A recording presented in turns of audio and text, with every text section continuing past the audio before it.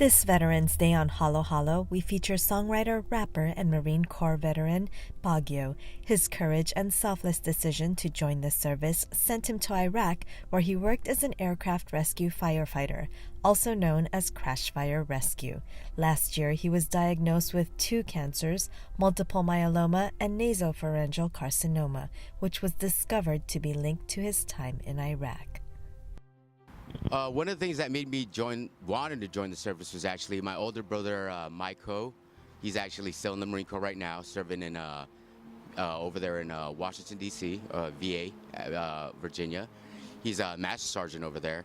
He actually was in the military service before I was, prior to I was. And I had one of my friends, Moza Kala, who was actually in the Marine Corps. So when 9/11 happened, it was definitely something that I wanted to do. You know, I wanted to kind of make a difference in the world and change the way I was living, because you know, a lot of people lost their lives around that time, and I felt a duty to make a difference. And my brother was serving, so I had to like join him, you know, join him in the fight. So that was one of the main things I wanted to serve for. So.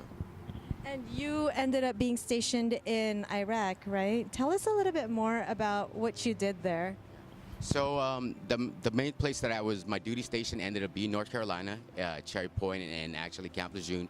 But yeah, one of my deployments was in Iraq during the initial invasion. It was deployed back in February 2003. So we kind of went over there to Kuwait for a little bit, and then when the invasion happened in March, you know, we went in and handled business over there and tried to change things. So the main thing that we were trying to do is basically save the people over there, changes the climate that was going on over there with the Iraqis and the Kuwaitis. You know, it was a very kind of hostile environment at a time when Saddam Hussein was around. So. Bagyo had a difficult time after his service in the Marine Corps, suffering from anxiety and PTSD. He learned to cope by helping his fellow veterans. When I got out of the Marine Corps, it was like I had my issues, you know, being deployed and having my job. My main job was aircraft rescue firefighter, aka known as crash fire rescue. It was a pretty high adrenaline job where we responded to emergencies.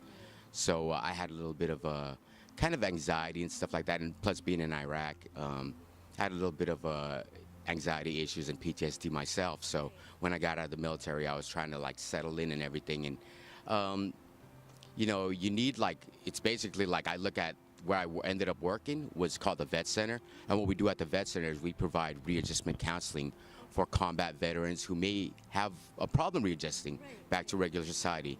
We help with, anger management, marriage counseling, substance use counseling, all types of counseling. It's all free, all confidential. There's over 300 vet centers nationwide, and it's a free service. We just basically try to help out the veteran kind of navigate, regular life again as they come back into the civilian world. Last year, his life was turned upside down when he was diagnosed with multiple myeloma and nasopharyngeal carcinoma. Last year, I was diagnosed with 2 cancers, multiple myeloma, which is a blood cancer, and nasopharyngeal carcinoma, which is basically a tumor that was in my skull. And they found it to be, Lord blessing, God's blessings, they found it to be service related, possibly related to, my time in service. When I was in Iraq, I was around a lot of, burn pits. Being a aircraft rescue firefighter, I ran into the emergency, so we had gear on. It was called proximity gear, and we used our fire retardant, which the main one was called aqueous film, forming foam. Try to say that, 3 times fast. You taught me. Yeah, triple F, yes. Yes, so it's a chemical that's actually being phased out, or if not phased out, almost completely for, because it's known to be cancerous, and they service connected all that stuff because, basically we were around that all the time. So some of us are popping up with these cancers, so as far as that service, that's how I got service connected for that stuff. It pops up, cancer could live in your system for quite some time. So to be multiple myeloma, which I mentioned is a blood cancer. It usually affects people that are 60 plus and older, of African American descent or Caucasian. So I'm like the 2%, and unfortunately it is in the blood cancer category, so there's no cure for it yet. There's some people that I know, and I'm not trying to sound grim because I feel amazing. I feel strong. They say life expectancy is 5 years, or it could be like way I'm thinking I'm gonna live for a long time. But yeah, but that's what they say, you know. But usually people that are diagnosed with it are like 60 and older. So for me to get it is very rare. And then to get the second cancer, nasopharyngeal carcinoma, which is that tumor in my head, it's a blessing that they found it to be service related. He thanks and credits the Vietnam veterans for creating the VA Center. So when the Vietnam veterans came out, they came back. A lot of them didn't get their due regard when they came back. You know, the society was very, they weren't very open with them. A lot of them were getting a lot of protesting, and you know, it was divided. The world was divided at that time, and that's actually how the Vet Center was started, by Vietnam veterans. You know, a couple years later after that, or 1979. It was, I know the whole history. Yeah, because I worked for there, so yeah. But yeah, it was started by Vietnam veterans, and it's a veteran program for veterans, you know. So because of them, I was able to get help, the Vietnam veterans. You know, everything was smooth for me. You know, so I appreciate the country's support. That the Vietnam veterans, if you see a Vietnam veteran, thank them for the service. There's not that many left, so. And again, in Bagyo fashion, he turned outward and shared his battle to the public in hopes of helping, inspiring, and educating other veterans and cancer patients. Yeah, the reason why I want to do it is to help other veterans or cancer patients that may be going through it. Because when I found out about this stuff, I was totally like in the lost. A lot of the cancer patients or people that have been diagnosed with certain things, when you get afflicted with or labeled as something, it's a game changer. Yeah. You know, like when I found out I had cancer, I literally talked to like maybe 2 people at first, and it was a life changer. I remember talking to my brother, calling him, and I told him, yeah, I got cancer, and I literally was like just breathing on the phone for like a minute. Like me and him were both just like, you could hear our voice like, yeah. So it's like, and then I was looking for like information on this stuff, like multiple myeloma. There's not that much information.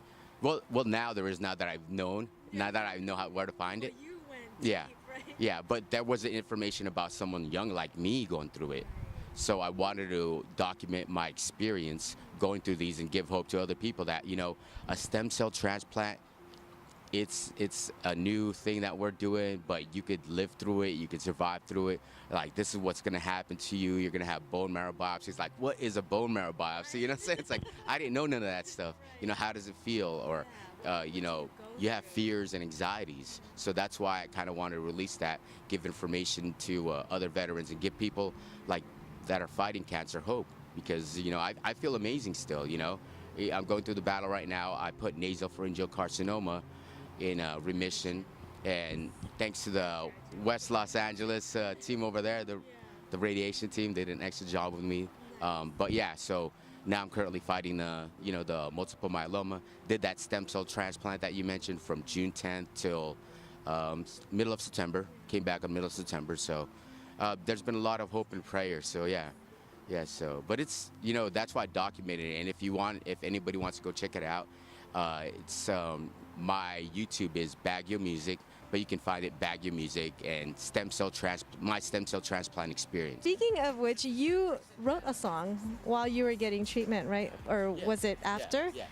Well, yeah, day one. Yeah, exactly. So as I was getting treatment, you know, I already had like day one kind of like written and all that stuff, and I was basically mixing and mastering it. But during like the whole experience, I found out during stem cell, there's a day called day 0, and that's the day where you actually get get the radiation and the stem cells and everything, the radiation portion where they try to kill, you know, all your, yeah. But day 1 is when you actually get your stem cells back, and you basically, it's a rebirth of you.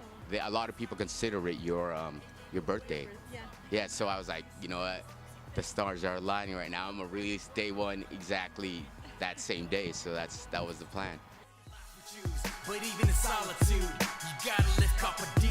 You ain't got time to lose. Gotta move your chess pieces, so strategize, analyze your move and capitalize. Overcame my position all through my life, like a rose from the concrete. Watch me rise, make it feel the flow. How you gonna stop the unstoppable? Ain't no rest when you wanna roll. Life's a movie, I'ma play my role. Thank you so much for taking the time, and even more importantly, thank you for your service and for being, for fighting for our country while we're over here, doing our day to day. Definitely was an honor, and I did it for my family members and the people here, to have a wonderful life. Like not everybody should have to fight the battle. There shouldn't be certain evils in this world, or there shouldn't be like that negativity. Sometimes you have to stand up. You have to stand up and fight for your rights and everything to make a better place, so to speak. So sounds like a Disney song or something, but yeah. So sometimes you have to stand up. So. My sincerest gratitude to Bagyo and all of the other veterans who have sacrificed their lives for our country.